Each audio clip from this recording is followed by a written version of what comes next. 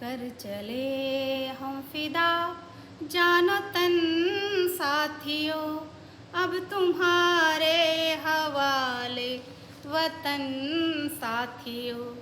कर चले हम फिदा जानो तन साथियों, अब तुम्हारे हवाले वतन साथियों।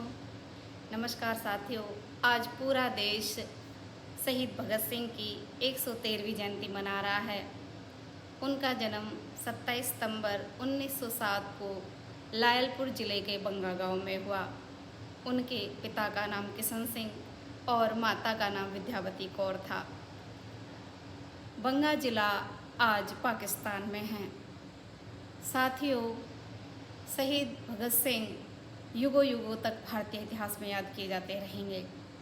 ऐसा जाबाज और देशभक्ति का मतवाला शायद ही किसी की माँ की कोख से जन्मा हो। मैं उस जननी को बार बार नमन करती हूँ जिसने अपने बेटे को हमारे लिए शहीद कर दिया। साथियों, शहीद भगत सिंह पर जो देशभक्ति का प्रभाव है वो बचपन से ही उनके परिवार के कारण पड़ा। उनके चाचा अजीत सिंह और स्वान सिंह देशभक्ति में लगे रहते थे और क्रांतिकारी गतिविधियां उनके घर पर होती रहती थीं। वो देखते रहते थे उनको देश के लिए लड़ते हुए। जब वो छोटे थे तो एक दिन उन्होंने क्या किया कि ज़मीन में कुछ बोने लगे। उनके पिता किशन सिंह ने कहा, बेटा भगत सिंह, आप ये ज़मीन में क्या बो रहे हो? तो उन्होंने कहा कि मैं इसमें बंदूक बो रहा हूँ और जो इसमें फल लगेंगे, जो गोलियाँ लगेंगी, वो मैं अंग्रेज़ों के मारूंगा और अपने देश से उन्हें भगा दूंगा। जब तो वो 6 साल के थे। एक 6 साल का बच्चा जिसके अंदर ये भावना थी कि मुझे मेरे देश से अंग्रेज़ों को भगाना है, तो आप जान सकते हैं कि बड़ा होकर वो कैसा देशभक्त बनेगा। और उन्होंने अपनी देशभक्ति की मिसाल हमारे सामने पेश भी की। जब वो बड़े हुए, 12 साल के थे, उसी समय 13 अप्रैल 1919 को जलियांवाला बाग हत्याकांड हुआ, जिसको देखकर उनके मन में अंग्रेज़ों के खिलाफ रोष और घृणा आ गई। और वो जलियांवाला बाग की मिट्टी को अपने घर में लाकर अपनी माँ को उन्होंने दिखाया कि इसमें मेरे देशवासियों की ये मिट्टी है, इसमें मेरे देशवासियों का खून है और इसका बदला मैं अंग्रेज़ों से लूँगा। माँ विद्यावती कौर को उनके इस देशभक्ति के जज्बे को देखकर बड़ा गर्व होता था। साथियों, जब वो थोड़े बड़े हुए तो करतार सिंह साराभाई के नेतृत्व में वो गदर पार्टी में गए और उन्होंने क्रांतिकारी गतिविधियों में भाग लिया। लाला लाजपत राय जी से भगत सिंह जी बहुत प्रभावित थे। कुछ दिन वो महात्मा गांधी जी के साथ रहे, परंतु जब चौरा चौरा कांड हुआ तो वहाँ पर जब हिंसक घटनाएं हुई और गांधी जी ने सत्याग्रहियों का साथ नहीं दिया जिन्होंने क्रांतिकारी घटनाएं की थी, तो उनका उनसे मतभेद हो गया और वो उनसे अलग होकर चंद्रशेखर आज़ाद के साथ उनकी गदर पार्टी में मिल गए। उनके साथ वहाँ पर उन्हें राम प्रसाद बिस्मिल, सुखदेव, राजगुरु, बटुकेश्वर दत्त, ये सभी क्रांतिकारी साथी मिले। उन्होंने अपने देश को आज़ाद कराने के लिए सरकारी खजानों को लूटा। जब एक ट्रेन जा रही थी काकोरी से होकर, तो उन्होंने इस ट्रेन को लूटा जिसमें सरकारी खजाना था, चंद्रशेखर आज़ाद के साथ मिलकर और बटुकेश्वर दत्त के साथ मिलकर। जब वो खजाना उन्होंने लूटा तो अंग्रेजी सरकार तिल मिला गई। उन्होंने उन्हें मारने के बारे में सोचा, पर जो भगत सिंह थे, चंद्रशेखर आज़ाद, बटुकेश्वर दत्त, राम प्रसाद बिस्मिल, ये सभी देश को आज़ाद कराना चाहते थे। साथियों,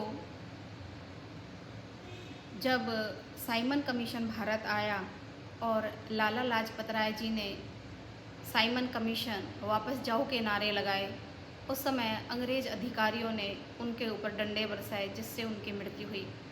इस मौत से भगत सिंह बहुत दुखी हुए। और उन्होंने जो स्कॉट था अधिकारी उसको मारने की प्लानिंग बनाई। पर जब वो राजगुरु के साथ देख रहे थे कि स्कॉट आएगा, वहाँ पर स्कॉट ना आकर जेपी सॉन्ड्रस अधिकारी आए, तो उन्होंने लाला लाजपत राय की मृत्यु का बदला जेपी सॉन्ड्रस को गोली मार कर लिया। अंग्रेज़ों को उनकी नींद से जगाने के लिए उन्होंने नेशनल असेंबली में बम फेंका, पर्चे फेंके, ताकि वो ये जान सके कि भारतीयों के अंदर उनके प्रति कितना क्रोध और रोष है, वो हमारे देश को छोड़कर यहाँ से चले जाएं। भगत सिंह की जो एक बात है वो मुझे बहुत अच्छी लगी।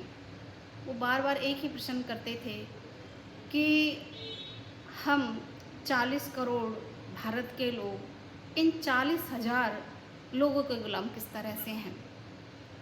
जब वो छोटे थे तो वो इस बात को पूछा करते थे, और यही बात मेरे भी दिमाग में हमेशा, मेरे भी मन में ये प्रश्न आता है कि इतनी छोटी सी संख्या के अंग्रेज़ों ने इतनी बड़े भारत को कैसे गुलाम कर लिया।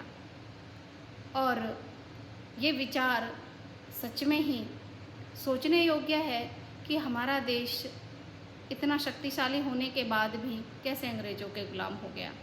और उसमें जो सबसे महत्वपूर्ण उनका जो उत्तर मिला वो यही था कि हमारे देश में उन्होंने कुछ लोगों को लालच देकर आपस में बांट दिया। धर्म, जाति, संप्रदाय के नाम पर हमें बांटकर हमारे ऊपर ही राज कर लिया। कोई भी देश आगे प्रगति कर सकता है जब सभी मिलकर एक साथ अखंड भारत का सपना देखें। हम जाति, धर्म, संप्रदाय में ना बंटकर एक ही भारतीयता के रंग में रंगे रहें। फिर किसी भी देश की ताकत नहीं है कि हमें झुका सके, हम पर राज कर सके या हमको मिटा सके। हमारा वजूद कभी कोई नहीं मिटा सकता। साथियों, अंग्रेजी सरकार ने 23 मार्च 1931 को राजगुरु सुखदेव और भगत सिंह को फांसी दी गई। जब उन्हें फांसी दी गई तो वो लेनिन की डायरी पढ़ रहे थे और उनके अंतिम शब्द थे, मेरा रंग दे बसंती चोला,